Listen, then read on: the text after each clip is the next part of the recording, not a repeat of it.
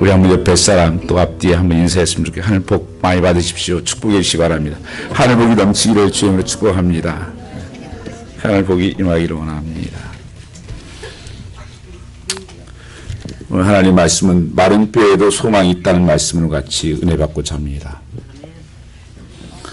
에스겔 살던 시대는 이스라엘 역사에서 가장 암울하고 절망적인 상태였습니다.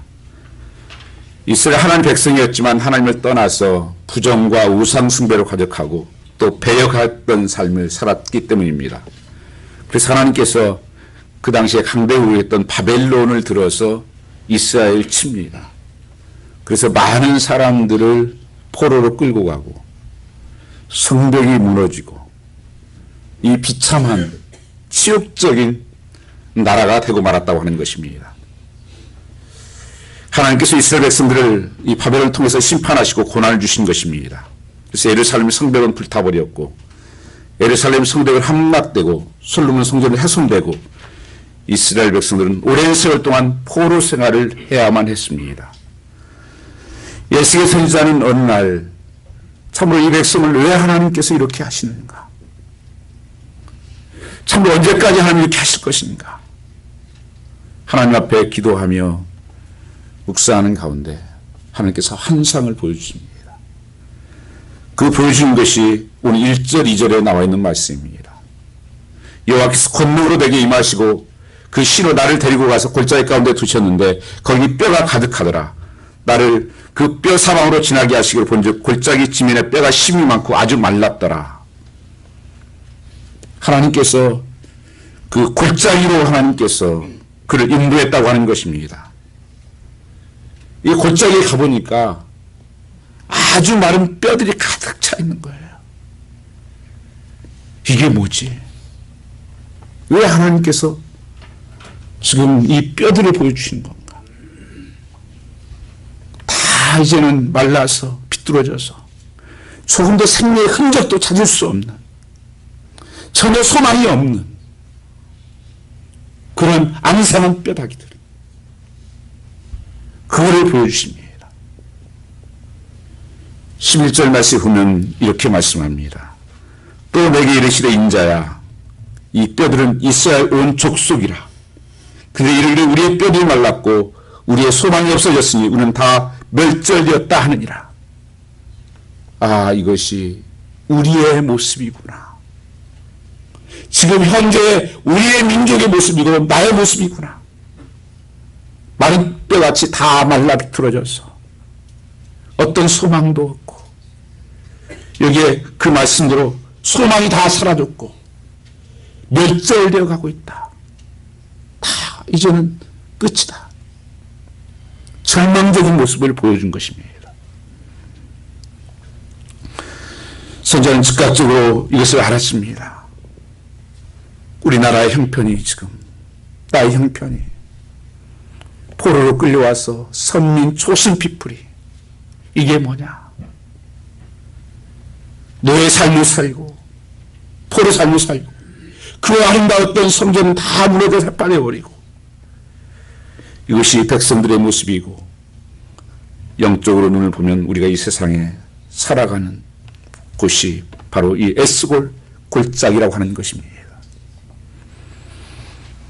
여러분 지금 이 시대를 보면서 에스겔 골짜기를 지나가고 있는 것입니다. 다 마른 뼈들이 앙상한 뼈들 아무 소망도 없는 데절트 같은 오늘 본문을 기록한 이 에스겔도 개인적으로 아픔이 있었습니다. 그가 25살에 바벨론 2차 침공 때 포로 잡혀온 상황이었습니다. 그가 하나님 앞에 나가면서 절망 소식을 또한 듣게 됩니다. 모든 소망이 무너지게 합니다. 33장 21절 말씀에 보시면 우리가 서로 잡힌 지 12회 때 다섯째 날에 예루살렘에서 도망하여 온 자가 나에게 나와 말하기를 이제 성이 함락되었다 하는지라. 이제는 정말 다 끝났구나. 내 꿈도 사라지고 조국의 미래도 없고 우리 조상들은 이거 뭐냐? 정말 하나님이 살아계신단 말인가? 하나님이 살아계시다면 이럴 수가 있나? 그것도 이방민족, 가장 악한 민족을 통해서 우리 민족을 치시고 다 인재들을 끌어가서 포로로 삼고 개처럼 왕들은 끌려다니고 이 절망의 삶, 길이 보이지 않았습니다. 그 바벨에서 겪는 수치와 멸시를 하나님은 하실까? 오늘 우리는 에스겔이 보았던 절망의 눈, 그 캄캄한 눈 속에서 여러분 우리를 볼 수 있기를 원합니다. 저도 이 말씀을 묵상하면서 하나님, 나의 모습은 이 마른 뼈 같은 우리 교회의 모습은, 이 시대의 모습은 어떻습니까? 오늘 우리의 현실은 어떻습니까? 우리의 가정의 모습은 어떻습니까? 생명이 사라져 생동감 있게 움직이지 못하고 생명이 없이 죽어가고 있는 사람처럼 굳어져가고 무감각하고 무기력하고 말라가고 있는 거 아니겠습니까? 가정에도 그냥 다 말라비뚤어져 가지고 무슨 사랑, 왼수하고 살지. 새해가 되었지만 새로운 기대도 소망도 없고 길도 보이지 않고 생명을 상실하고 이 시대의 교회들은 어떻습니까? 모든 매스컴들과 사회에서는 교회를 치탄하기 시작하고 교회는 스스로 지금 자멸의 길로 가고 있고 전혀 이상한 것들을 들여가지고 하나님의 교회는 그저 죽어가고 있습니다. 생명력이 없고 예배는 그저 습관적으로 메말라가지고 하긴 하는 것 같은데 그 하나님의 사랑도 없고 뜨거움도 없고 열정도 없고 이 죽어있는 뼈들, 거기는 어떤 역사도 안 일어납니다. 영생도 없고 생기도 없고 말라버린 뼈 같은 현실이 이 상황 속에서 이 마른 뼈는 무엇을 말씀하고 있습니까? 지금 우리의 소망을 빼앗아가는 것이 사건입니다. 일체의 소망을 등지는 것이 죽음입니다. 그 죽음으로 하면 그것도 다 이제 말라서 뼈만 항상이 나오는데 그 성경 말씀이 보면 정확하게 전달하는 게 2절에 뭐라고 말씀입니까? 그 뼈가 아주 말라버렸다. 11절에도 말라버렸다. 저는 이 시대의 모습이 갈수록 주님이 없고 메말라버려 있는 이 시대의 모습이다. 하나님 없이 살아가는 사람의 모습이다. 바울서는 에베소 1장 2장 1절 말씀에 주를 알지 못하는 인간들을 가르쳐서 이렇게 말씀하셨으며 허물과 죄로 죽은 자들이다. 살아있는 것 같지만 죽은 자들이다. 누가복음 15장 말씀해 보시면 이 탕자가 다 허랑방탕하고 아버지께 돌아올 때 아버지가 이렇게 말합니다. 죽었다가 살아난 아들이다. 실제로 죽었나요? 영이 죽었다는 거예요. 하나님이 없다는 거예요. 그게 죽은 것으로 성경이 말씀하는 거예요. 마귀의 자식들이다. 죽었다가 살아난 아들이다. 오늘 내가 여러분 예수 믿는다고 하지만 예수의 생명이 내 안에 있습니까? 예수님이 오신 것은 요한복음 10장 10절 말씀에 내가 생명을 주고 풍성한 삶을 주어 오셨다 말씀하셨습니다. 이터널 라이프, 이 생명이 있는 삶. 시편 1편 말씀에 뭐라고 말씀해요? 생명 있는 삶은 시냇가에 심은 나무와 같다. 시절을 쫓아 잎사귀가 마르지 않고 그 삶이 풍성케 되는 것을 말씀하고 있습니다. 그러나 우리의 심령은 다 말라 비틀어져 있습니다. 무슨 큰 병에 걸려서 마른 뼈 같습니다. 어떤 분은 우울증으로, 어떤 분은 제약 가운데서 방황하고 마른 뼈 같습니다. 예수를 멀리하게 하는 모든 것들은 마른 뼈입니다.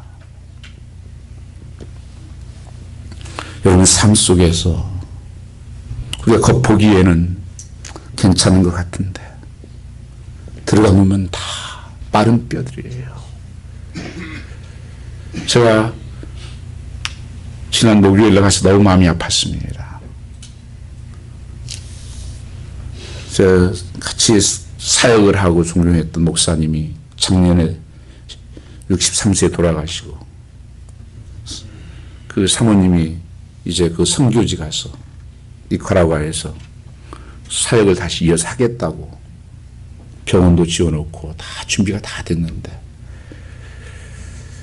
갑자기 우울증이 와셔서 갈 수가 없다고 한국으로 돌아가는, 치료받기 위해서 간다고 말씀을 들었습니다. 우리 삶이 다 이렇게 마른 막대기처럼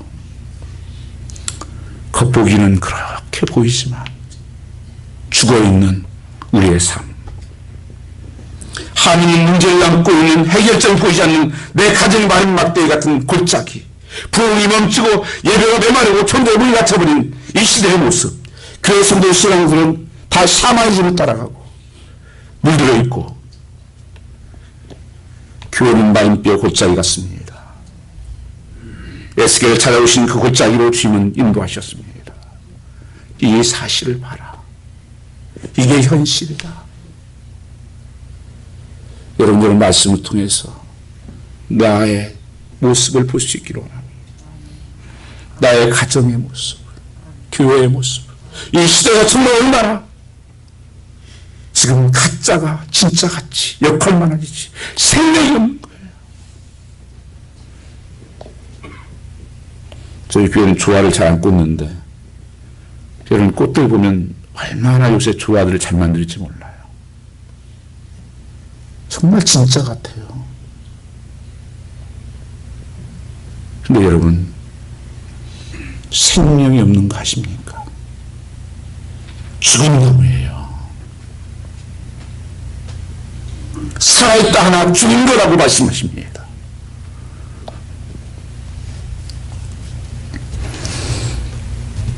제 전에 우리 교회 개척이 설마 안 돼서 그 뉴욕에 있는 아는 분이 가까운 교회를 나가시라고 그러는데 굳이 우리 교회를 오시겠다고 그래서 암이 걸려주셨던 분인데, 그래서 저 한 2년 동안을 아침 9시부터 출발해가지고 그 후레싱에 픽업하고, 그 다음에 브롱스에 또 이게 그 불교 이게 붙다가 묵주를 무척 많이 가져왔던 분이에요, 한국에서.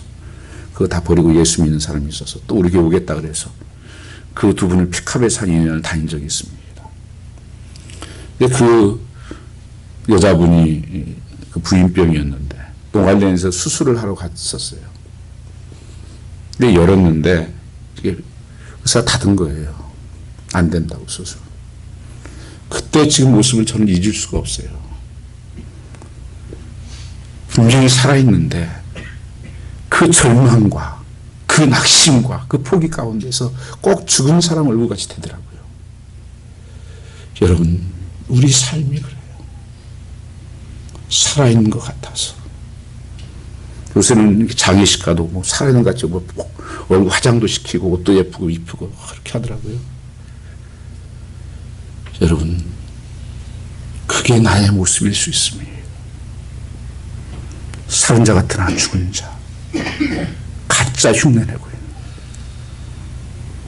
교회 예배를 드리고 봉사를 하고 뭐 찬양을 하고 뭐 한다고 할지라도 내 속에는 어떤 하나님에 대한 생명이 없고 내 생명은 변화도 없고 그저 하는 것, 그건 죽은 거예요. 행함이 없는 믿음은 죽은 거라고 말씀하십니다. 야고보서 말씀을 보시면 귀신 믿음이 있다는 겁니다. 하나님 믿는데 귀신 믿음이다. 사단도 하나님 한 분인 거 알아요. 그리고 두렵고 떨기도 한대요. 쉐킹해요. 두려워가지고 무서워가지고. 그런데 하나님 말씀대로 순종은 안 해요. 믿지도 않아요. 그걸 귀신 믿음이래요. 오늘 내 신앙은 귀신 믿음 아니라고 누가 장담합니까? 모르는 알아요. 하나님 살아계시대요. 교회 봉사도 합니다. 요한복음 15장 5절 말씀에 보시면 나는 포도나무에 너는 가지니 저가 내 안에 있으면 많은 열매를 맺고 나를 떠나서는 아무 열매도 맺을 수 없다고 말씀하십니다. 다 한다니까요. 근데 열매가 없다는 거예요. 시끄럽기만 해요. 그런 사람들은 항상 시끄럽습니다. 뭐 교회 일할 때 시끄러워요. 예수 말에 붙어있고 열매가 맺으면 하고 조용히 맺어요, 여러분요. 열매가 주는 게 맺히고. 여러분 심각하게 생각하셔야 됩니다. 내가 지금 주님 앞에 붙어 있는 거야? 주님 안에 거하고 있는 거야? 주님 없이 하는 것들이 헛것이에요. 마른 뼈입니다. 죽어 있는 것입니다. 하나님께서 이 에스겔 선지자를 통해서 보이신 마른 뼈들의 모습이 이 시대에 정말 모습이라고 하는 것이 너무 깊이 좀 느껴왔습니다. 이 선민이들 지금 맨하탄에서 방황하고 헤매고 그 뭐가 있습니까 그게? 소돔과 고모라 성같이 노아 시대처럼. 노아 시대 특징이 뭡니까? 사람들이 먹고 마시고 장가하고 시가하고. 그게 나쁜 거 아니죠. 관심이 그거밖에 없다는 거예요. 무슨 꿈이 있어요. 뭐에 대한 거가 있어요. 뭐 먹을 것 없나? 뭐 재밌는 거 없나? 예쁜 거 없나? 온통 관심이 항상 그거밖에 없어요. 욕망의 노예가 되어 재물을 하는 처럼 섬깁니다. 자기 이심과 노예로 남에게 배려나 섬김이 없습니다. 가진 자들은 자유지 못한 자들의 아픔을 헤아리지 못하고 있습니다. 이런 상황에서 하나님께서 에스겔에게 그걸 보여주면서 한 가지 질문을 던집니다. 그게 3절입니다. 그가 내게 이르시되 인자야 이 뼈들이 능히 살겠느냐 하시기로 대답하되 주여 여호와께서 주께서 아시나이다. 저는 여러분 올 한 해 이 말씀을 깊이 묵상하기를 축복합니다. 아멘. 이 뼈들이 살겠느냐? 인자야 이 뼈들이 살겠냐? 아멘. 한번 여러분 답변해 보십시오. 저는 저 이름을 거기다 넣어서 한번 자꾸 얘기했어요. 그 인자를 갖다가 은수야 이 뼈들이 살겠냐? 너 정말 이게 다 지금 마른 뼈 같다면서 이것이 살아날 수 있겠냐? 한번 여러분에게 질문해 보십시오. 어떤 사람 남편이 이 마른 뼈 같고 해골 같고 아들이 그렇고 딸내미가 그렇고 아내가 그렇고 목사가 그렇고 교회 시대 살아날 수 있겠냐?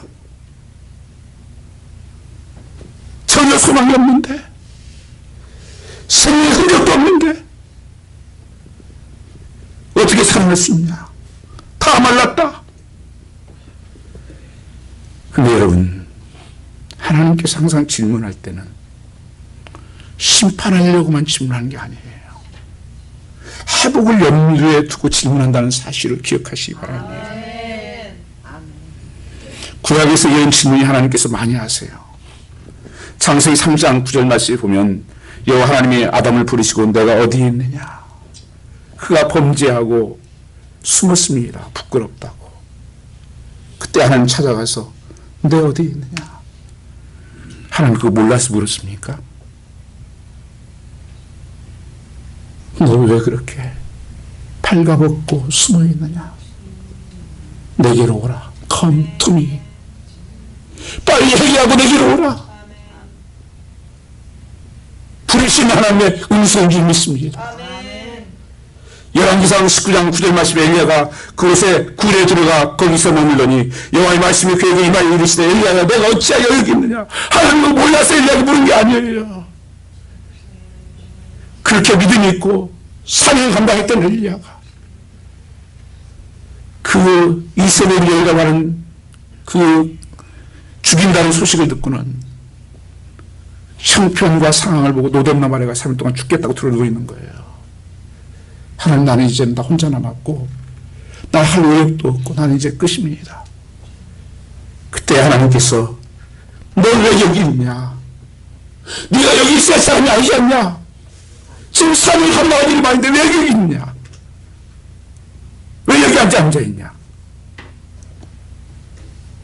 하나님께서는 엘리야를 어루만 주시고 물을 먹이시고 힘을 얻게 하시고 다시 세면 하나님의 페네트레인 보이스를 주십니다.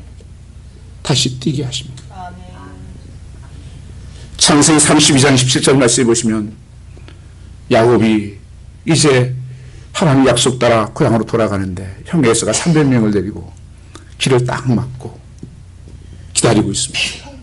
너무 두려운 거예요.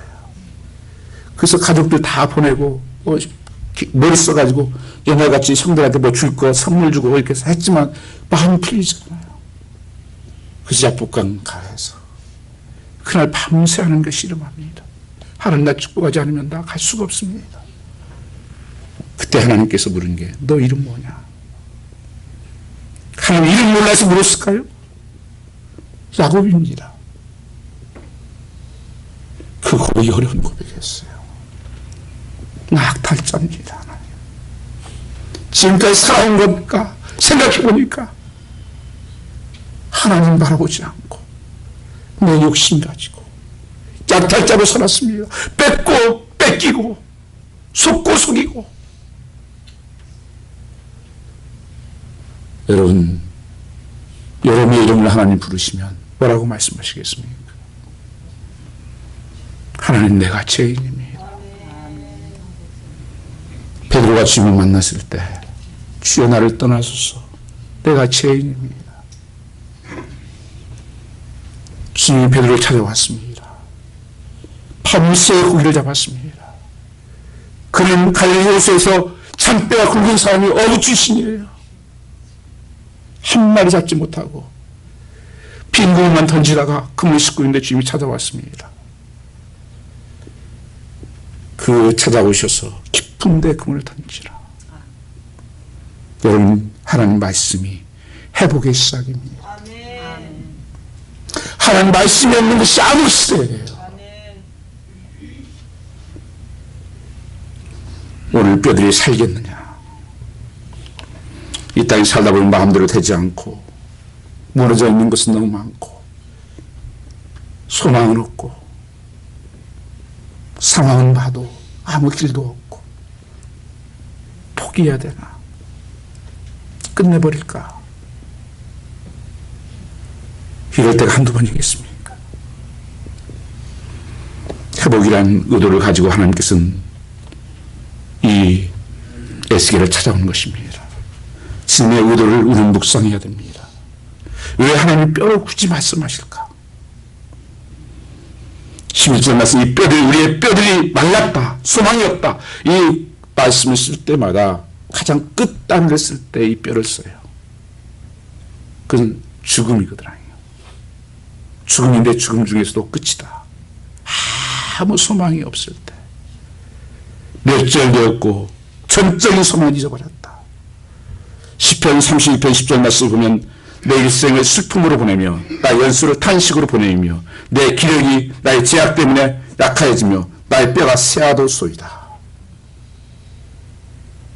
잠언 14장 22절 말씀에도 마음의 즐거움이 양약이라도 심령의 근심이 내 뼈를 마르게 하느니라. 가장 고통과 아픔과 절망을 표현할 때마다 하나님께서는 뼈가 마른다, 뼈가 말라버렸다, 길이 없다. 지금 이스라엘의 상황이 그렇습니다. 그 백성들이 그렇습니다. 하나님께서 그러면 어떤 의도를 가지고 이렇게 말씀하십니까? 하나님은 그것을 바꿀 수 있는, 역전할 수 있는 하나님이라는 것을 말씀하고 있는 것입니다. 그게 하나님의 살아계신 하나님이라는 거예요. 말씀을 하나님께서 만물을 창조하셨습니다. 죽은 자를 살리십니다. 하나님의 능력이에요. 거기 이 에스겔서만이 내가 여호와인 줄 알게 하려는 말씀이라는 것이 65번이 나와요. 이 절망적인 상황에서 내가 여호와가 하나님인 줄 알게 될 것이다. 그 하나님을 바라보라는 것입니다. 아무리 절망적이어도. 사람들이 왜 자살합니까? 이젠 끝이야. 길이 없어. 이럴 때 자살하는 거예요. 바울과 실라가 감옥에 갇혔습니다. 손이 다 묶이고 아무것도 할 수 없는 그곳에서 찬양과 기도가 터져나올 때 옥문이 열립니다. 손이 벗어집니다. 다니엘이 신상이 절하지 않았다고 사자 풀무불 속에 집어넣습니다. 7배나 뜨겁게 한 풀무불에 집어넣어버려요. 새 친구를. 얼마나 뜨거웠는지 그 집어넣었던 사람이 다 죽어요. 그런데 보니까 4사람이 돌아다니는 거예요. 거기서. 그 풀무불 안에. 세 사람 들어가지 않았냐? 예. 들어간 사람 누구냐? 예수님이 거기에 함께 계신 것입니다. 그 지옥불같이 타오르는 풍화불 속에서도 거기에 꺼낼 때 머리카락 하나 타지 않았고 옷 한 걸 타지 않았어. 여러분 아세요? 탄 건 뭔지? 묶었던 밧줄만 태웠어요. 고통이라고 하는 것은요, 내 삶을 묶고 있는, 하나님께 나가지 못하게 묶고 있는 것들, 내 삶을 바꾸려고 하시는, 연단하시는 그것을 끌어내는 것입니다. 이스라엘 백성들이 하나님께서 왜 포로 잡혀가겠습니까? 주려고요? 아닙니다. 하나님 처음부터 말씀하셔서 70년이 차면 너를 다시 돌아오게 할 것이다. 그 기간이 훈련 기간이고 연단 기간이었습니다. 그래서 계속 반복되는 단어는 한번 여러분 36장을 읽어보세요. 계속 그래. 제가 줄을 치면서 쭉 읽었어요. 여호와인 줄 알리라. 여호와인 줄. 그 36장에서만 봐서도 그래요. 32절에도 주 여호와가 말하노라. 33절에도 주 여호와가 말하노라. 37절에도 주 여호와가 말하노라. 계속 주 여호와가 하셨다. 여호와 속에 있다. 하나님을 거기에 개입하는 것입니다. 저는 하나님이 계신 것을 믿으십니까? 그분이 나와 함께 하시고 인마누엘 하신 하나님을. 우리의 신앙 실패는요, 하나님을 알지 못하고 인식하지 못하는 거예요. 이 속에 하나님이 함께 계시다. 비록 절망적인 상황에서 소망을 가져야 하지만 이 사건과 함께 말씀하고 있는 것은 하나님은 가능하시다는 거예요. 그저 하나님 역전이라고 하는 부분들을 말씀하려고 하는 것이 아니에요. 하나님만이 하실 수 있고 하나님 모든 것이 가능하다는 것을 말씀해 주는 거예요. 하나님 믿고 사는 사람은 다른 삶을 산다는 것입니다. 시편 40편 5절 말씀 보면 내가 어찌하여 낭망하며 어찌하여 불안하여 하는고 나는 내 얼굴을 도우시는 여호와로 인하여 나는 찬송하리로다. 그게 뭐예요? 나의 소망은 주께 있나이다. 나의 소망은 예수께, 하나님께만 있습니다. 왜 낙심하냐? 왜 그렇게 당신 얼굴이 어둡습니까? 왜 그렇게 고개를 숙이십니까? 나를 봐라. 뜻밖의 요한상의 골짜기에서 주께서 에스겔 선자의 왜 질문 던지십니다. 이 뼈들이 너희 살겠느냐? 이 선지자가 참 곤란해졌어요.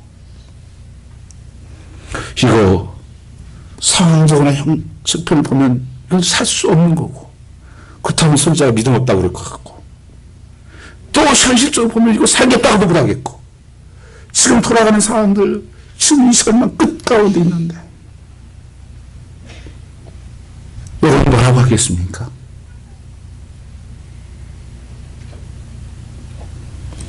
정명한 대답을 찾잖아요. 거기에 상대적으로 주께서 아시나이다. 야, 진짜 주께서 아십니다. 그것만큼 정확한 답이 어디 있어요, 사실. 살짝 피해가는 거예요. 전에 그런 얘기 들었었어요. 신학교에서 신학생이 시험을 보는데 시험 점수가 이게 참 낙제받은 점수인데 어려운 거예요. 쓰지를 못하겠는 거예요. 그러니까 이걸 백지 점수 되면 이거 낙제고. 그럼 어떻게 방법이 없잖아요. 그러니까 이분이 그랬었대요. 나는 모르지만 하나님은 아십니다. 그랬더니 점수가 몇이라고 갔는데 하나님 100점 너는 빵점 그랬다고 그런 얘기가 있어요. 여러분 정말 이게 맞는 답이에요. 내게는 답이 없어요. 그럼 우리가 얼마나 약한 존재입니까? 성경을 보면 양으로 표현하잖아요. 양은요, 목자 없으면 순간도 못 살아요. 목자의 보습이 있으면 때만 양은 안전한 거예요. 목돈이 없으면 양은 눕지도 않아요. 저는 그 중동주에서 2년을 근무하면서 그걸 광야에 가서 많이 봤어요. 별일 다 봤어요, 제가요. 이런 일도 하더라고요. 양이라는 게 얼마나 순진한지. 이 수천 마리 몰고 다니거든요, 목동이요.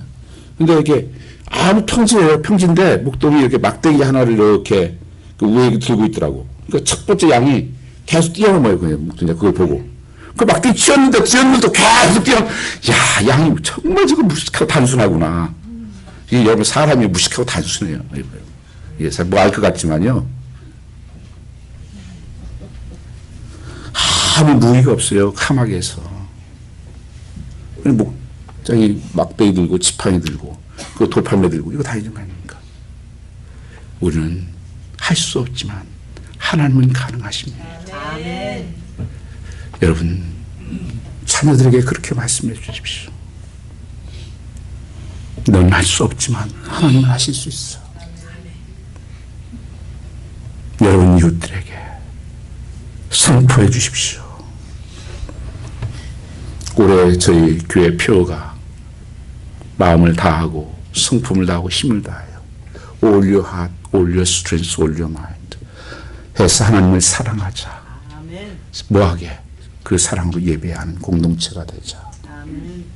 그저 의자만 따뜻하게 하고 가는 예배가 아니라 하나님 만나는 예배가 되게 해 주십시오. 예배 하나님께서 그런 변화가 일어나게 해 주십시오. 그런 레이크한 체인지가 일어나게 해 주십시오. 그리고 내 이웃을 내 몸처럼 사랑하여 복음을 증거하자. 그렇게 기록되어 있습니다. 우리가 내 이웃을 가장 사랑하는 게 뭐예요? 복음을 증거해 주는 거예요. 여러분이 정말 남편을 사랑하고 아내를 사랑하면 가장 중요한 것이 사랑이 뭐냐? 너무 중요한 것이 사랑이 뭐냐? 그것은 예수 믿게 하는 것입니다. 복음을 증거하는 거예요. 다른 것도 주는 것도 중요하지만 가장 중요한 것, 이 예수, 복음을 주는 모든 것을 다 주는 것입니다. 에스겔서의 주변에 많은 뼈들이 있을 것도 우리 주변에 많은 뼈 같은 사람들이 많이 있다고 하는 것입니다. 우리가 이 복음을 증거하는 일, 이게 하나님 가장 기뻐하는 일이에요. 많은 뼈들 가서 선포하는 것입니다.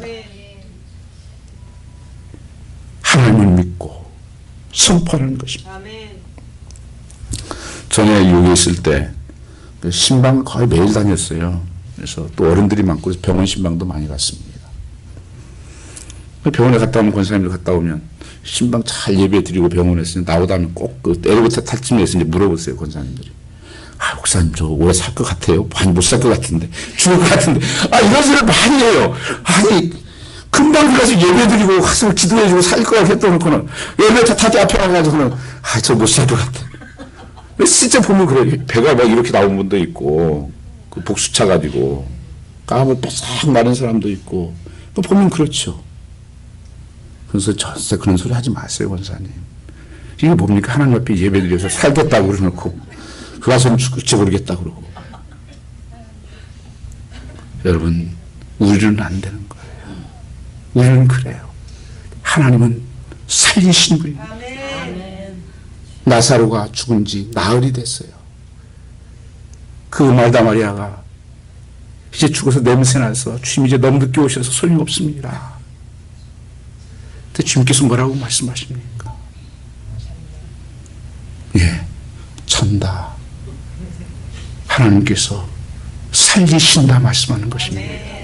죽은 자를 살리시는 것입니다. 사흘이 됐든 열이 됐든 아무 상관이 없어. 하나님은요,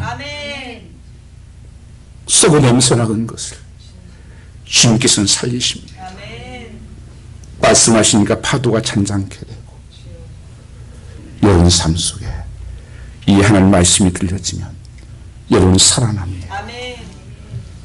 놀라운 역사들이 나타나게 됐다고 하는 것입니다. 하나님 말씀은 히브리 4장 12절 말씀을 보면 하나님 말씀은 살아있고 활력이 있어서 좌우에 날카로웠던 검보다도 예리하여 혼과 영과 및 관절과 골수를 찔러 쪼개기까지 하며 마음의 생각과 뜻을 판단한다 말씀하고 있습니다. 이것이 살리는 길을 두 가지를 주었어요. 첫 번째 하나님 말씀입니다. 5절 말씀 같이 보시겠습니다. 5절입니다. 주 여호와께서 이 뼈들에게 말씀하시기를 내가 생기를 너에게 들어가게 하리니 너희가 살리라. 다른 거 아니에요. 하나님 말씀이 능력 있는 줄 믿으시기 바랍니다. 그 하나님 말씀이 내 심령에 임하면요, 심령이 뛰기 시작해요. 무슨 피곤 아니에요. 말씀이 들어간 불이 임해요. 능력이 보집니다. 힘줄이 생기고 6절 말씀 보면 마침내 가죽이 덮어지고 셋째로는 실제로 내 명을 쫓아 태어나니라고 기록하고 있습니다. 무슨 말입니까? 그게 순종하는 순간 바로 기적이 일어나는 역사가 나타났다고 하는 것입니다. 오늘 또 이런 말씀에 순종하는 역사할 때 그 역사가 나타납니다.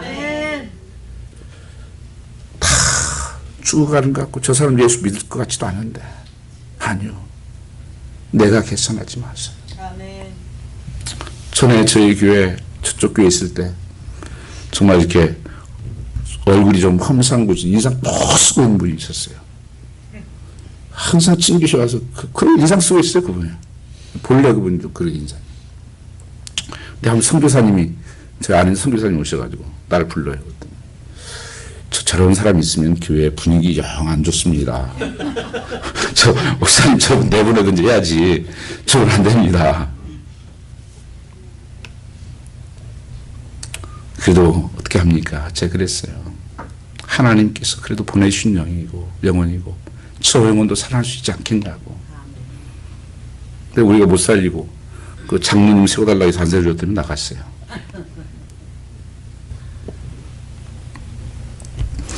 여러분, 하나님 말씀을 듣고 순종할 때 영과 육이 사는 것입니다.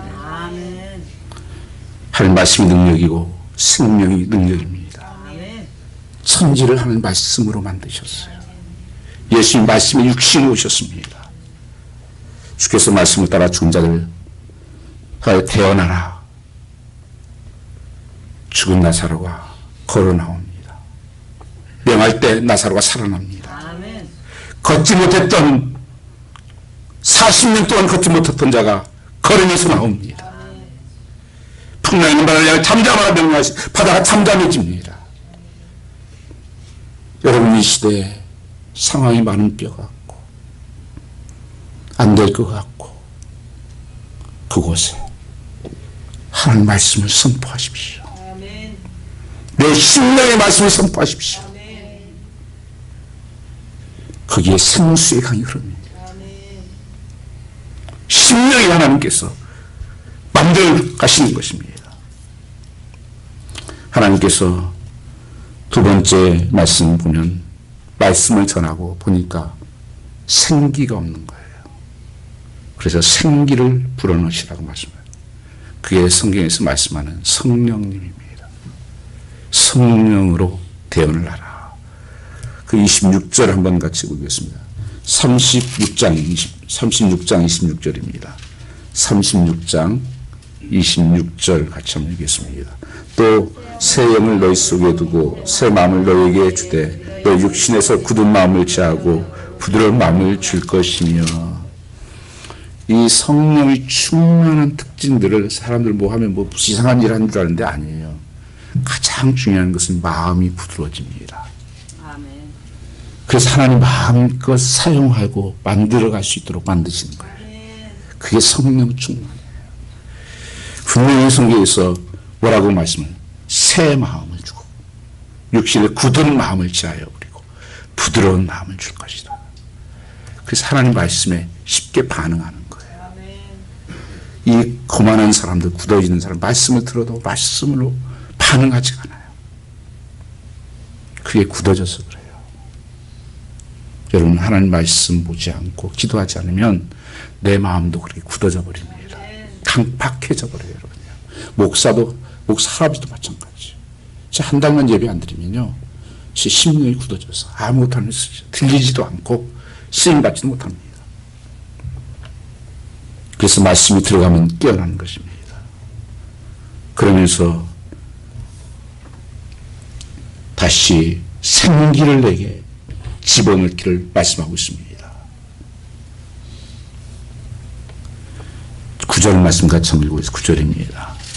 또 내게 이르시되 인자야 너는 생기를 향하여 대언하라. 생기에게 대언하여 이르기를 주 여호와의 말씀에 생기야 사방에서 도와서 이 사망에 당한 자에게 물어서 이봐라. 이 성령께 기도하며 나가라고 하는 거죠.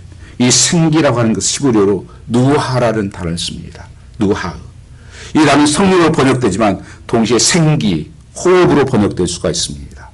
성령은 하나님의 생기요, 하나님의 호흡입니다. 이 처방은 죽은 영혼이나 혹은 죽은 공동체에 생기를 집어넣어 살리는 것입니다. 그래서 성령의 사역이 돼야 돼요.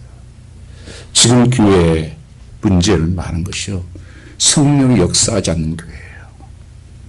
그냥 드라이 돼버려요. 성경에 분명히 보면 교회는 성령 역사하는 교회가 되어야 된다고 말씀했습니다. 그래서 교회가 정말 성령 충만한, 그게 정말 들어갈 때 거기에 능력이 역사하기 시작하는 겁니다. 성령은 지금 우리 가운데 역사하고 계시고, 성령 역사가 아니면 우리가 예수님을 알 수도 믿을 수도 없었다고 하는 것입니다. 우리가 거듭난 것도 성령으로 말미암아 거듭난 것이요, 성령으로 사모해야 돼요. 성령 무시 없어서 성령 충만받으면 꿈을 꾸게 합니다. 환상 보게 합니다. 고린도서 2장 말씀을 보시면 사람은 세 종류의 사람이 나와요. 한 사람은 자연인이 나옵니다. 하나님을 상관없는 사람이에요. 성령을 받지 않는 사람. 두 번째 나온 사람이 육적인 그리스도인이에요. 그 육적인 그리스도 있고 육신에 속한 그리스도인이 있어요. 이건 커넬 쿠차이라고 그래요. 이 사람 예수 믿는 사람이에요. 거기에 뭐라고 해요? 넌 어린아이 신앙이다. 아직도 시기와 내 마음속에 분쟁이 있으니 어찌 어린아이가 아니고 딱딱한 것을 먹이지 못하고 부드러운 것을 먹일 수밖에 없다고. 예수 믿는데 아직 육신에 속한 자가 있다는 거예요. 커널 거창해. 그건 뭐냐면 아직도 하나님이 내 삶의 주인이 아니고 다 내가 계획해요. 내가 원하는 대로 해요. 그래서 삶이 무질서하고 하나님 능력이 임하지 않아요. 시기와 분쟁이 있고 조금만 어려우면 힘들다고 그러고 못하면 껐다고 그러고. 그런데 스피처 크리스천이 나와요. 거기에 성령 충만한 그리스도인이에요. 그래서 하나님께서 정말 기뻐하신 것은요, 하나님 말씀과 성령의 충만함이 있어야 돼요. 말씀과 기도가 충만하면 성령 충만함을 오게 되어 있습니다. 그래서 먼저 말씀을 태어나라고 말씀하는 것입니다. 이 성령 충만하면 우리의 약점이 우리의 장점이 되고 성령님으로부터 부어주시는 환경을 초월해서 그 부어주는 능력이 임합니다. 인간은 쉽게 절망합니다. 어둠에 곧장 있어서 절망할 때가 많습니다. 그러나 성령이 임하면 내 안에 소망이 생겨납니다. 생기가 부어지는 것입니다. 여러분, 성령님을 늘 마음속에 초청하십시오. 그렇게 되면 어떤 일이 생기는가? 10절 말씀은 큰 군대가 됩니다. 마른 뼈들이 군대로 거듭나게 되는 거예요. 힘이 있는, 능력 있는 군사로 준비되는 것입니다. 여러분, 내게 어떤 것이 있어서 그런 거 아니에요. 하나님의 그 인풋이 되게 들어온 거예요. 여러분, 내가 가지고 있는 것으로 자꾸 살라니까 힘든 거예요. 우리의 신앙생활은요, 하나님의 주신 힘으로 사는 거예요. 그러려면 날마다 뭐가 공급돼야 돼요? 말씀과 성령이 공급돼야 되는 거예요. 그 힘으로 살 때 군대로 나타나는 것입니다. 마음뼈가 사는 비결은 그래서 기도하는 것입니다. 여러분, 마음뼈들이 살아나기를 원하면 믿음으로 외치며 기도하시기를 바랍니다. 성령을 의지하여 기도할 때 우리 안 성령께서 다시 살아나게 하실 것입니다. 여러분 믿습니까? 로마서의 말씀을 보면 성령께서 오셔서 처음 하신 일이 뭔 줄 아세요? 우리의 기도를 도우신다고 말씀했어요. 그리고 성령이 말할 수 없는 탄식으로 탄식하게 하는 거예요. 그래서 참된 기도는 성령의 인도하심을 받는 기도입니다. 내 욕심대로 하는 것이 아니라 성령을 따라서 그때 하는 역사하기 시작해요. 여러분, 말씀을 마치려고 합니다. 지금 내 살아가는 삶이 마른 뼈 같지 않습니까? 먹어도 마른 뼈 같은 삶에 메말라 있고, 가정에 돌아가도 그저 말라 있고, 내 영적인 삶도 이 시대에 소망이 없어. 여러분, 다른 것 찾지 마세요. 뭐 많이 먹어서 좋은 거 가져서 그게 좋은 거 아니에요. 내 안에 하나님 말씀이 풍성히 갈 수 있도록 하나님 말씀하옵소서. 내가 듣겠나? 여러분, 왜 하나님 말씀이 들리지 않는 줄 아십니까? 순종 안 하면 하나님 말씀이 안 들려줘요. 순종할 때 하나님 말씀이 자꾸 들려집니다. 그리고 하나님 앞에 성령 충만한 삶을 살게 달라고. 그곳에 천국이 이루어지기 시작해요. 저는 올해 여러분 가정들의 이 천국이 이루어지기를 축복합니다. 우리 교회에도 하나님 이런 하나님이 함께 하시는 그것이 천국이라고 말씀하셨습니다. 늘 하나님과 함께함으로 승리하는 삶이 살기를 축복합니다. 그래서 하나님 전도할 때 하나님 영이 우리에게 임해서 죽은 영혼에게 생기로 임하시옵소서. 성령이 임하시고 성령이 함께할 때 말씀은 생명이 되고 능력이 되는 것입니다. 말씀과 성령이 만나면 놀라운 시너지가 생기는 거예요. 왜요? 말씀이 어떻게 쓰였습니까? 성령의 감동으로 인스피레이션 됐다는 거예요. 그래서 성령께서 깨닫지 않은 말씀도 깨닫질 수가 없어요. 왜 말씀이 여기는 우리도 와닿지 않지? 성령이 역사하지 않으니까 그런 거예요. 그래서 여러분이 이 성령 충만함을 늘 구하면서 여러분 14절 읽고 마치겠습니다. 14절입니다. 내가 또 신을 너에게 두어 너희로 살게 하고 내가 또 너희를 고독하게 하리니 나 여호와가 이를 말하고 이를 줄을 너희가 알리라. 나 여호와의 말이라 하셨느니라. 뭐라게 이제 너희가 살게 하고 내가 너희를 다시 고독하게 하리. 이게 하나님께서 해방시키시고 그 성벽을 회복시키고 하나님께 돌아오게 말씀하시겠다는 거예요. 회복시키겠다는 거예요. 여러분 삶 속에 이 회복이 일어나기를 주님으로 축복합니다. 우리 한번 같이 우리 일어나서 찬양하겠습니다.